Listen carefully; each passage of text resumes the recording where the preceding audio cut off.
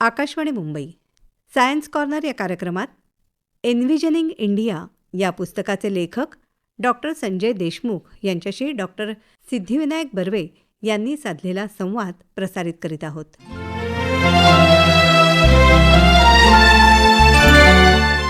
नमस्कार. स्वातंत्र्यानंतरच्या 75 वर्षामध्ये भारतानं भरीव प्रगती केली आहे. जगात भारत ही एक महासत्ता म्हणून विकसित होतो आहे.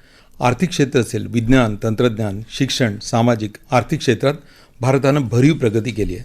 भारत स्वातंत्र्याच्या 100व्या वर्षाकडे वाटचाल करत असताना भारताची प्रगती कशी असावी याविषयी अनेक विचारवंतांनी मोठ्या प्रमाणामध्ये लेखन केलं आहे.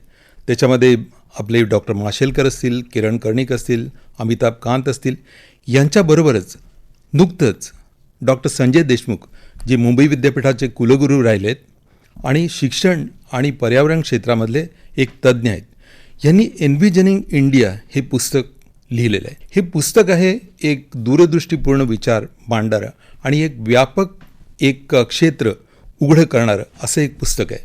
या पुस्तकात भारताचं भवितव्य कसं असावं याविषयी डॉक्टर देशमुखांनी एक आशावादी आणि वास्तवाधिष्ठित झलक सादर केलेली आहे. डॉक्टर संजय देशमुख यांचं हे पुस्तक अतिशय चर्चेत आहे. आज आपल्याबरोबर मुंबई विद्यापीठाचे माजी कुलगुरू डॉक्टर संजय देशमुख उपस्थित आहे. एक शिक्षणतज्ज्ञ, एक पर्यावरणतज्ज्ञ आणि आता एक सल्लागार आणि एक धोरणकर्ता अशी त्यांची ओळख आहे. आज आपण त्यांच्याकडनंच या पुस्तकाविषयी जास्ती जाणून घेऊ, या पुस्तकावर चर्चा करू आणि भारताचं भवितव्य कसं असेल याविषयी त्यांना विचारू. पहिल्यांदा आपण सर तुम्हाला असं विचारावंसं वाटतं की हे पुस्तक लिहावं अशी प्रेरणा आपल्याला कशी मिळाली? नमस्कार. गेली अनेक दशकं मी वेगवेगळ्या विषयांवरती विशेषतः पर्यावरणाच्या दृष्टिकोनातून आपल्या समाजाला त्याचा फायदा कसा होईल या दृष्टीचं संशोधन करत आहे. आणि आज जेव्हा आपण 21व्या शतकातलं एक पावशतक उलटून गेल्यानंतर, निवडणुकांच्या माध्यमातून नवीन सरकार आल्यानंतर जेव्हा आपण भारताचा विचार करतो तेव्हा असं वाटतं की भारत एका नवीन संक्रमणाच्या उंबरठ्यावरती उभा आहे. आणि निवडणुकांच्या पर्वानंतर लोकांच्या अपेक्षा वाढलेल्या आहेत, त्याचं वादळ जणू काही देशभर घोंघावत आहे.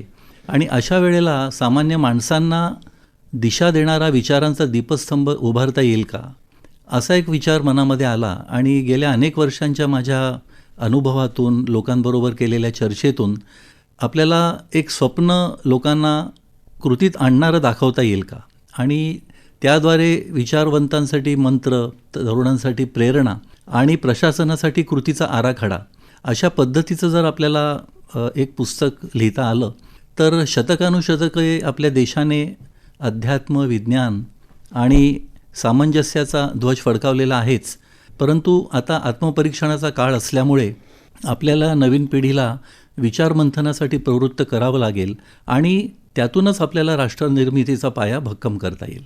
तुमची जी कारकीर्द जेव्हा आपण नजर टाकतो तेव्हा तुम्ही MS स्वामीनाथन जे भारताच्या हरित क्रांतीचे जनक आहे यांच्याबरोबर तुम्ही काम केलं आहे. त्यांच्याकडनं आपल्याला प्रेरणा मिळाली की भारतामध्ये एक अशी क्रांतिकारी काहीतरी धोरणात्मक एक मसुदा देशापुढे, ज्याला तुम्ही म्हणाले की एक स्वप्न आपण देऊ शकतो, असा काही विचार आला? स्वामीनाथन सर मला माझ्या आयुष्याच्या अतिशय योग्य वेळेला भेटले तेव्हा मी नुकताच संशोधन काय असतं याचा अनुभव घेत होतो. म्हणजे मी PhD करत होतो आणि त्यावेळेला त्यांची भेट होणं आणि त्यानंतर आपल्या करिअरची सुरुवात त्यांच्याबरोबर करता येणं, मला असं वाटतं की हा माझ्या आयुष्यातला सगळ्यात महत्त्वाचा टप्पा आहे असं मला वाटतं.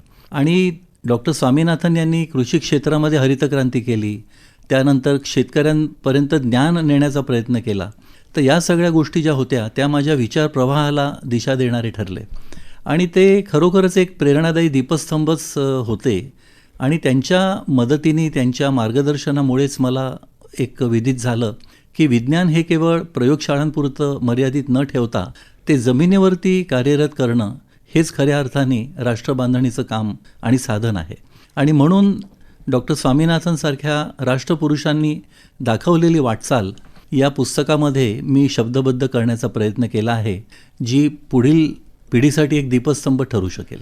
जर का आपण भारताच्या इतर वैज्ञानिक क्रांतीवर नजर टाकली तर हरित क्रांती ही भारतातली पहिली अशी एक क्रांती होती की जी जनसामान्यांपर्यंत पोहोचली. त्यांनी आपण फूड सिक्युरिटी म्हणजे अन्न सुरक्षेच्या बाबतीमध्ये स्वयंपूर्ण बनलो. त्याच्याबरोबर या पुस्तकामध्ये जेव्हा आपण विचार करतो, या पुस्तकाचा आवाका प्रचंड मोठा आहे, जवळपास 500 पानाचं पुस्तक, 52 चॅप्टर्स ह्याच्यामध्ये. या चॅप्टरचा एक भारताविषयीचा एक दृष्टिकोन, ज्याला दृष्टिकोनात्मक भारत असं आपण म्हणू, हा असा तुम्ही कसा पेला आणि हे एक आव्हान होतं का? आपल्या आयुष्याच्या प्रवासामध्ये आपल्याला अनेक प्रकारचे लोक भेटतात. त्याच्यामध्ये राजकीय नेतृत्व असलेले असतात किंवा शिक्षण क्षेत्रातले असतात. वेगवेगळ्या टप्प्यावरती आपण वेगवेगळ्या प्रकारच्या माणसांना भेटतो. परंतु या सर्वांच्या एकत्रित कडी साधून त्यांची सर्वांची एक शृंखला तयार करून त्या शृंखलेचा जर विचार आपण देशाच्या उन्नतीसाठी केला तर त्याच्यातला एक मूळ गाभा आपल्या नजरेस पडतो आणि तो म्हणजे शिक्षण क्षेत्र. कारण शिक्षणाशिवाय तुम्हाला भविष्य नाही असं आज अनेक विद्वज्जन म्हणतात. त्याच्यामध्ये डॉक्टर माशेलकर यांचं नाव अग्रक्रमाने घ्यावं लागेल. आणि म्हणून आपल्याला जर भारताची जडणघडण खऱ्या अर्थाने करायची असेल तर आपल्याला तरुण पिढीकडे लक्ष द्यावं लागेल. आणि ते लक्ष देत असताना मला असं वाटतं की आपल्याला विज्ञानाच्या माध्यमातून त्यांना एक प्रेरणा द्यावी लागेल. आणि ते देत असताना आपल्याला भारताच्या परंपरेचा, भारताने आजपर्यंत केलेल्या वाटचालीचा आणि भविष्यातील भारताचा मागोवा घेण्यासाठी आपल्याला आपल्यामधील अफाट प्रतिभा किंवा कौशल्य आणि स्वप्नांचा एक महासागर जो आपल्यामध्ये दडलेला आहे, तर या पुस्तकाच्या माध्यमातून ते एक धोरण म्हणून आपल्याला लोकांसमोर मांडता येईल का? आणि ते करत असताना आपल्याला एवढ्या महासागररूपी अनुभवांना एका पुस्तकामध्ये बंदिस्त करणं तसं काही फार सोपं नाही आहे. परंतु मला असं वाटतं की समकालीन समस्यांचं सत्य सांगणं आणि त्यातसुद्धा कुणाचे मन दुखावलं जाणार नाही अशा पद्धतीने आपण दक्षता घेणं आणि तसंच तथ्य, आकडेवारी आणि अनुभव यांचा सुयोग्य मेळ साधणं हे खूपच कठीण काम होतं. आणि हे खरं आव्हान पेलत असताना मला असं वाटतं की शहरी आणि ग्रामीण, संपन्न आणि वंचित, शिक्षित आणि अशिक्षित अशा सर्व स्तरांवरील वाचकांसाठी समजण्याजोगं हे लिखाण व्हायला हवं, हे खरं माझ्या पुढचं आव्हान होतं. आणि म्हणून मग शास्त्रशुद्धता राखून आपल्याला सुलभ भाषा वापरता येईल का याचा मग विचार पुढे आला आणि त्यातनं या पुस्तकाची मांडणी मी करत गेलो. निश्चितच ह्या पुस्तकाचा जर का आपण पाया बघितला, तो शिक्षण, संशोधन आणि उद्योजकता किंवा नवाचार, ज्याला इनोव्हेशन आपण म्हणतात. पण जर आपण पुस्तकातल्या इतर प्रकरणांबद्दल जर का विचार करतो, ही आव्हानात्मकता जी तुम्ही सांगितली की युवा पिढीला सक्षम करण्यासाठी आणि युवा पिढीला पुढे घेऊन जाण्यासाठी जर शिक्षण आणि युवा शक्ती याविषयीचा तुमचा ह्या पुस्तकातला विचार नेमका काय, हे जाणून घेताना जेव्हा आपण भारताचा विचार करतो की भारत हे एक तरुण राष्ट्र आहे, ह्याच्यामध्ये युवा पिढी ही प्रमुख असा एक घटक आहे, यांच्यामध्ये शिक्षण पद्धतीमध्ये कुठल्या सुधारणा व्हायला पाहिजे, युवा पिढीचं जे सक्षमीकरण करायचं आहे ते कशा प्रकारे करावं, युवा शक्ती आणि शिक्षण याविषयीचे तुमचे विचार?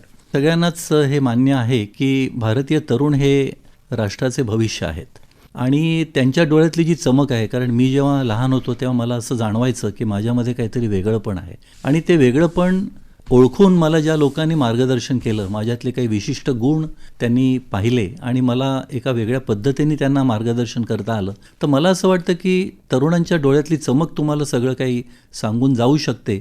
परंतु त्या तरुणांना भेडसावणारं जे काही वास्तव आहे, उदाहरणार्थ शिक्षणामधला असमतोल, बेरोजगारी किंवा आधुनिकतेचं आव्हान, तर हे वास्तव आपल्याला लपवून चालणार नाही. आणि म्हणून निराशेचा लवलेशही आपल्या लेखनातून लोकांना जाणवणार नाही अशा पद्धतीने जर आपल्याला हे परिवर्तनाचं बीज रोवता आलं, तर मला असं वाटतं की नवीन शैक्षणिक धोरणाच्या माध्यमातून जे ज्ञानाबरोबर कौशल्य किंवा नवोन्मेष आणि चारित्र्य निर्मितीवरती भर देतं, तर अशा या माध्यमातून जर आपल्याला या पुस्तकातील विचार आपल्या तरुणांना सृजनशील, स्वावलंबी किंवा राष्ट्राभिमानी बनवू शकणार असतील, तर मला असं वाटतं की वास्तवाचं भान आणि आशेचं स्वप्न याची आपण खऱ्या अर्थाने सांगड घालू शकलो याचं समाधान आपल्याला मिळू शकेल.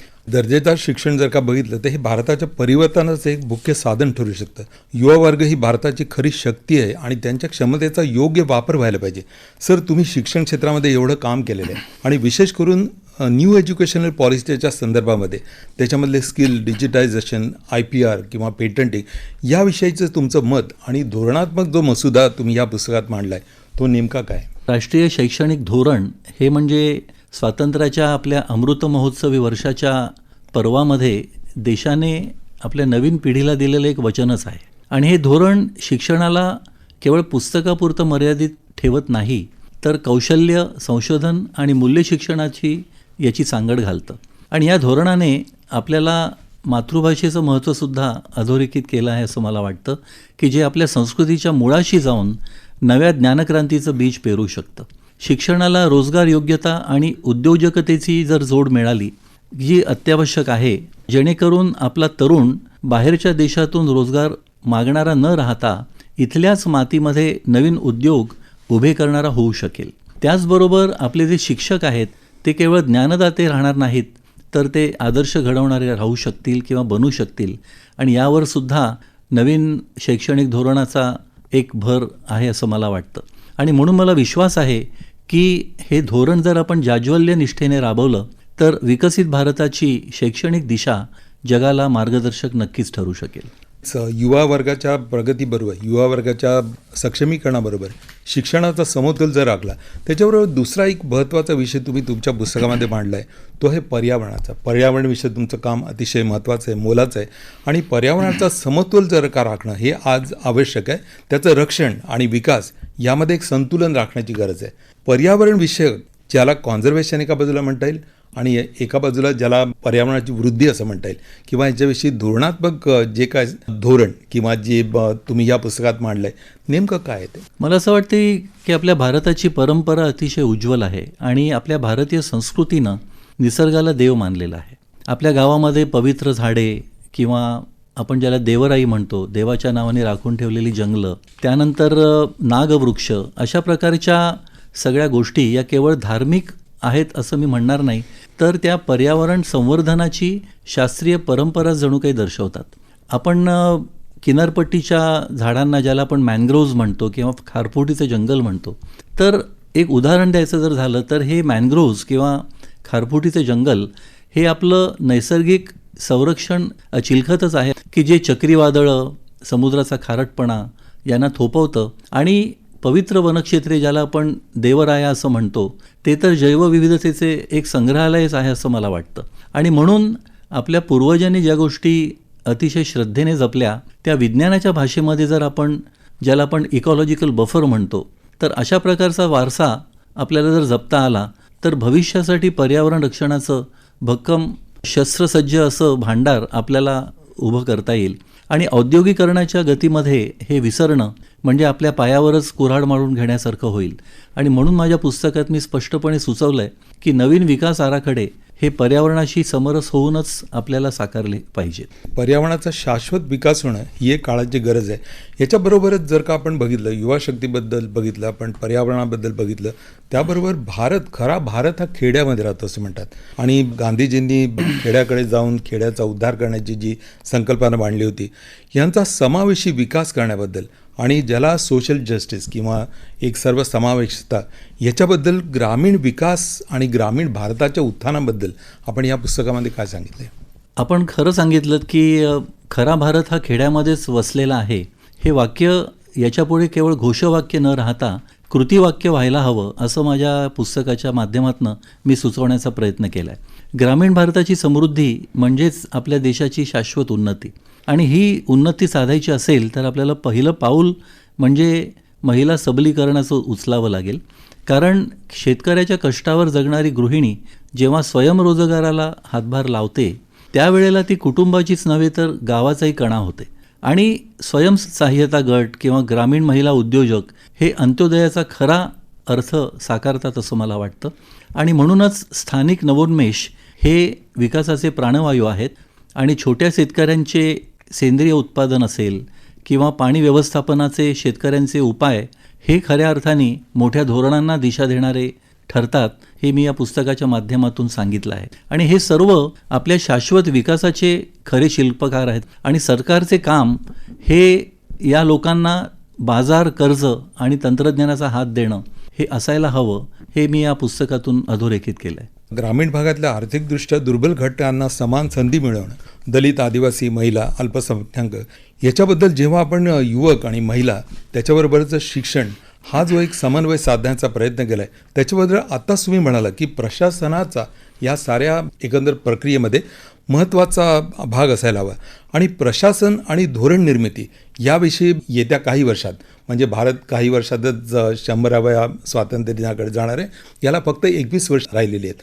त्यामध्ये आपण 2020 2020 विजन बघितलं, 2035 विजन बघितलं, आता एक 2047 विजन येत आहे. त्या दृष्टिकोनातून जाताना प्रशासनाचा नेमका ह्याच्यामध्ये रोल कसा असायला हवा? मला असं वाटतं की विकसित भारताकडे म्हणजे संकल्पनेकडे वाटचाल करत असताना आपल्याला आधुनिक राष्ट्र जर बनायचं असेल तर प्रशासनामध्ये प्रामाणिकपणा आणि पारदर्शकता ही मूलभूत गरज आपल्याला त्याची भागवावी लागेल. डिजिटायझेशन याचा आपण वारंवार उल्लेख करतो, पण ते केवळ संगणकीकरण आहे असं नाही आहे, तर ते लोकशाहीला अधिक जबाबदार बनवण्याचं एक साधन आहे असं मला वाटतं. सरकारी योजना थेट लोकांपर्यंत पोचण्यासाठी लाभार्थ्यांच्या खात्यामध्ये जाणं, कागदपत्रे कमी होणं आणि भ्रष्टाचाराला आळा बसणं हे सर्व तंत्रज्ञानामुळे शक्य आहे. आणि त्याचबरोबर आपल्याला मानवी मूल्यसुद्धा जपावी लागतील, कारण अधिकारी आणि कर्मचारी यांच्या प्रशिक्षणामध्ये नैतिक मूल्यांना प्राधान्य जर दिलं गेलं तर ई-गव्हर्नन्सची प्रणाली असेल किंवा जनतेच्या तक्रारींचं त्वरित निराकरण असेल, हे आपल्याला तंत्रज्ञानाच्या माध्यमातून जनसुलभता आणण्याकडे त्याचा उपयोग होऊ शकेल. आणि त्यामुळेच डिजिटायझेशन हे केवळ सोयीसाठी न वापरता लोकशाहीच्या बळकटीसाठी आपल्याला वापरता आलं तर ते खऱ्या अर्थाने हत्यारासारखं आपल्याला वापरता येईल. नक्कीच एक कार्यक्षम आणि लोकाभिमुख राज्यकारभार चालवणं, त्याच्यामध्ये भ्रष्टाचार मुक्त आणि नागरी सेवा सुधारणामध्ये तुम्ही जे विचार मांडलेले आहेत ते खरोखरी अतिशय चांगले आहेत. बरोबर जो महत्त्वाचा भाग देशाच्या प्रगतीमध्ये येतो तो विज्ञान आणि तंत्रज्ञानाचा आहे. भारत विज्ञान आणि तंत्रज्ञान क्षेत्रात प्रगती करतोय, जागतिक नेतृत्व मिळवण्यासाठी आपण प्रयत्न करतोय. ह्याच्यामध्ये नेमकी जी धोरणात्मक एक संकल्पना काय असू शकेल? मला असं वाटतं की विज्ञान आणि तंत्रज्ञान हे राष्ट्रोन्नतीचे स्तंभ आहेत आणि संशोधनामुळे नवे शोध लागतात, त्यातूनच नवे उद्योगही निर्माण होतात, रोजगार निर्मिती होते किंवा देशाचं सामर्थ्यही वाढतं. आरोग्याच्या बाबतीत जर विचार केला तर हे विशेष महत्त्वाचं आहे.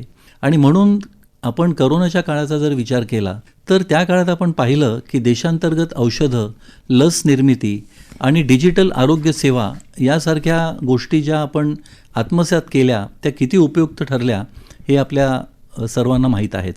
याच्या पुढच्या काळामध्ये बायोटेक्नॉलॉजी, कृत्रिम बुद्धिमत्ता किंवा रोबोटिक्स या सर्व तंत्रज्ञानाच्या साहाय्याने डेव्हलप झालेल्या ज्या गोष्टी आहेत त्या आरोग्यसेवा शेवटच्या व्यक्तीपर्यंत कशा पोचवता येतील त्याचा उपयोग करून घेणं आवश्यक ठरेल. त्याचबरोबर ग्रामीण आरोग्य केंद्र, मोबाईल क्लिनिक आणि टेलिमेडिसिन हे विज्ञानाचेच आशीर्वाद आहेत जे आज त्याचा अनुभव आणि त्याचा फायदा आपल्या सर्वांना मिळतो आहे. आणि म्हणून आपण जर विज्ञानाच्या मार्गावरती चाललो तरच आपला देश खऱ्या अर्थाने विकसित भारत घडवू शकेल. विज्ञान तंत्रज्ञानाबरोबर आरोग्याविषयी ज्या मूलभूत आपण संकल्पना मांडल्या त्याच्यामध्ये AI ज्या आधुनिक प्रणालीचा जेव्हा वापर आपण करून भारताला 1947 पासून ते 2047 पर्यंत एक तंत्रज्ञान आणि विज्ञान क्षेत्रामध्ये एक प्रगतिशील देश म्हणून आपण उभारी देऊ शकतो.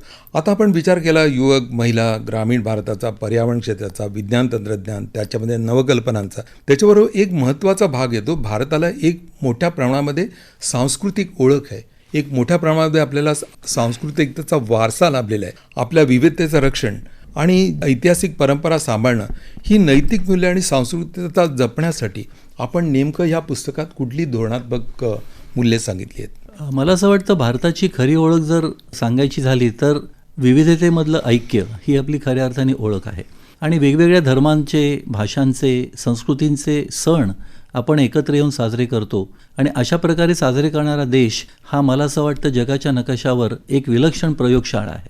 आणि ही विविधता टिकवायची असेल तर आदरभाव, सहिष्णुता आणि परंपरेचा सन्मान हे 3 मंत्र आपल्याला जपावे लागतात. शाळांपासूनच विद्यार्थ्यांना सर्व धर्म, भाषा आणि प्रांत याचं महत्त्व शिकवणं, स्थानिक लोककला, नृत्य, संगीत यांना शैक्षणिक पाठ्यक्रमामध्ये मानाचं स्थान देणं आणि संस्कृती जिवंत ठेवायची असेल तर ती केवळ वस्तुसंग्रहालयामध्ये न ठेवता लोकांच्या रोजच्या जीवनाचा भाग व्हायला हवी या पद्धतीने प्रयत्न करणं हेच मला असं वाटतं आपल्या यशाचं गमक असू शकेल. युवकांनी आपल्या लोकपरंपरेचा अभिमान बाळगावा, गावोगाव सांस्कृतिक मेळावे भरवावे, सर्व जाती धर्मांना समान वागणूक मिळावी हीच खऱ्या अर्थाने राष्ट्रशक्ती आहे. आणि असं जर झालं तर बहुविधता आपले ऐक्य मजबूत करत राहील आणि आपलं राष्ट्र हे अभेद्य राहील. नक्कीच एक सांस्कृतिक त्याचा वारसा लाभलेला आहे. हा जगापुढे मांडणं ही एक आजची काळाची गरज आहे. आणि जो 5,000 वर्षाचा सांस्कृतिक ऐतिहासिक परंपरा आहे त्या जेव्हा आपण जगापुढे मांडू तेव्हा जगाला भारताची खऱ्या अर्थानं ओळख होणार आहे. जेव्हा भारताचा एकंदरीत पुढच्या 20 वर्षातला म्हणजे 2047 सालचा जेव्हा भारताचं भवितव्य काय असेल, भारताचा उद्याचा चेहरा काय असेल, याच्याविषयी नेमकं तुम्हाला काय वाटतं? माझ्या स्वप्नातला 2047 सालचा भारत हा केवळ स्वयंपूर्णच नसेल तर संपूर्ण जगासाठी एक दीपस्तंभ असेल. जगातल्या महासत्तांमध्ये आर्थिक ताकद तर आपली असेलच, पण त्याहून मोठं सामर्थ्य असेल ते नैतिकतेचं आणि शाश्वततेचं. माझ्या दृष्टिकोनातून त्यावेळचा भारत अर्थात तंत्रज्ञानामध्ये स्वयंपूर्ण, कृषी क्षेत्रामध्ये टिकाऊ, ऊर्जा क्षेत्रामध्ये नूतनीकरणक्षम, स्रोतांवर आधारित असेल. दरडोई उत्पन्न आपलं वाढतच आहे, ते त्यावेळेला वाढत राहील, परंतु सामाजिक विषमतासुद्धा घटेल आणि आपली तरुण पिढी स्टार्टअप्सद्वारे जगाला भारतीय विचार आणि नवीन तंत्रज्ञान देईल असा मला विश्वास वाटतो. आपल्या विज्ञानविषयक संशोधनाची वाहिनी जगातील पायाभूत समस्यांवर उपाय शोधेल आणि सर्वात महत्त्वाचं म्हणजे भारतीय लोकशाही आणि मूल्य व्यवस्था जगातील असुरक्षित लोकांना तंत्रस्फूर्ती देईल. आणि हा भारत सर्वांगीण दृष्ट्या विकासाच्या शिखरावर असेल, परंतु पाय रोवलेले असतील आपल्या संस्कृतीच्या मुळाशी. अत्यंत उद्बोधक अशा चर्चेच्या समारोपाकडे जात असताना देशमुख सर, युवकांना आणि विशेष करून देशाला किंवा एक ज्याला संदेश म्हणता येईल ते काय असेल? मला असं वाटतं की हे पुस्तक मी एक वैचारिक शस्त्र म्हणून लिहिलं आहे आणि त्याच्यामध्ये मला असं एक सांगायचं आहे किंवा माझा संदेश अतिशय स्पष्ट आहे की संघर्षाशिवाय आपल्याला यश मिळू शकत नाही आणि आत्मसन्मानाशिवाय राष्ट्र काही टिकू शकत नाही. त्यामुळे या पुस्तकातला प्रत्येक शब्द हे सांगतोय की आपण विचार केला पाहिजे, प्रश्न विचारले पाहिजेत, परंतु देशाच्या हिताविरुद्ध कधीच पाऊल उचललं नाही पाहिजे. आणि म्हणून सत्य, सेवा आणि शिस्त या त्रिसूत्रीचा जर आपण स्वीकार केला, याचा अर्थ तुमचा मेंदू विज्ञानाचा असो किंवा हृदय राष्ट्रभक्तीचा असो, मला असं वाटतं की सत्ता हा हुकुमशाहीचा मार्ग नाही आहे, तर लोकसेवेचा सन्मार्ग आहे. आणि म्हणून पुढच्या पिढीच्या एकंदर वाटचालीसाठी वाचकांच्या मनामध्ये एकच गोष्ट मला रुजवायची आहे आणि ती म्हणजे मला असं वाटतं की प्रत्येक भारतीयाने स्वतःने पुन्हा एकदा नव्याने ओळखायला हवं. आपल्या घराला, गावाला, राज्याला आणि राष्ट्राला बदलण्यासाठी आपण उत्तरदायी आहोत हे आपल्याला समजायला हवं. आणि या ग्रंथामधली किंवा या पुस्तकातली कल्पना केवळ चर्चेत नाही तर ती कृतीमध्ये आपल्याला उतरावी लागेल आणि या देशाचं आपण काहीतरी देणं लागतो. तर ही भावना मनामध्ये ठेवून जर आपल्याला भारताविषयी एक विचार जर करता आला की भारत हे केवळ राष्ट्र नाही आहे, तर तो एक विचार आहे की जो जगाला मानवतेचा, सहिष्णुतेचा आणि शाश्वत विकासाचा मार्ग दाखवतोय. आणि म्हणून वाचकांच्या मनामध्ये या पुस्तकातून कर्तव्यबुद्धी, नवा आत्मविश्वास आणि नवा आंतरराष्ट्रीय दृष्टिकोन रुजावा एवढीच माझी इच्छा आहे. आणि भारताच्या उज्ज्वल भवितव्यासाठी हे बीज वाढावे आणि फोफावावे अशी मी ईश्वरचरणी प्रार्थना करतो. एन्व्हिजनिंग इंडिया ह्या पुस्तकामध्ये डॉक्टर संजय देशमुख यांनी केवळ भारताच्या समस्यांची चर्चा केली नाही, तर या समस्यांवरती सृजनशील उपाय सुचवले आहेत. भारताच्या विकासाचा एक बहुआयामी दृष्टिकोन मानलेला आहे. विकसनशील भारताच्या दृष्टीने एक हा प्रेरणादायी आराखडा आहे. ह्या आराखड्यात आर्थिक, पर्यावरणीय, शैक्षणिक आणि तांत्रिक अंगाने भारत भविष्यात एक ज्ञानाधिष्ठित, समताधारित आणि सशक्त राष्ट्र बनेल असा संजय देशमुखांना विश्वास आहे. आणि आज आकाशवाणीच्या स्टुडिओमध्ये येऊन आपल्याशी चर्चा केल्याबद्दल आणि तुमच्या पुस्तकाबद्दल इतकं विस्तृतपणे विवेचन केल्याबद्दल धन्यवाद. धन्यवाद.